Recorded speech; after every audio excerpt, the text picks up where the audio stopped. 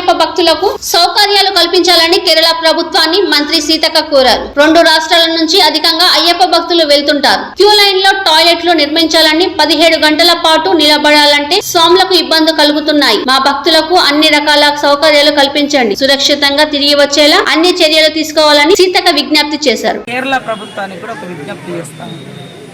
ఎందుకంటే తెలుగు రాష్ట్రాల నుంచి అత్యధికంగా అయ్యప్ప భక్తులు మరి శబరిమల వెళ్తూ ఉన్నారు.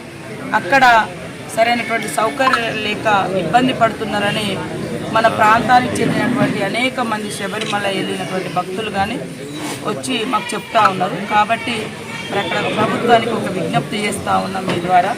క్యూ లైన్లు కానీ, తర్వాత టాయిలెట్స్ నిర్మాణం కానీ, అదేవిధంగా అక్కడ ఒత్తిళ్లు కూడా రాకుండా, తర్వాత దాదాపుగా ఒక భక్తుడు 15 గంటలు ఇట్లాంటి చిన్న స్వాములు కూడా ఉంటారు, చిన్నలు వీళ్ళు 15-16 గంటలు అక్కడ నిలబడాలంటే ఇబ్బంది అవుతూ ఉంది. కాబట్టి ఖచ్చితంగా కేరళ ప్రభుత్వానికి మంచి పేరున్నది. కానీ ఇప్పటికి కూడా ఎందుకంటే తెలుగు రాష్ట్రాల నుంచి వచ్చేటువంటి భక్తుల సూచన మేరకు ఆ రాష్ట్ర ప్రభుత్వానికి మీ ఛానల్స్ ద్వారా విజ్ఞప్తి చేస్తూ ఉన్నాం.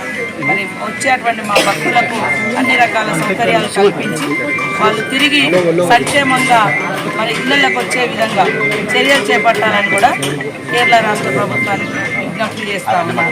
అందరికీ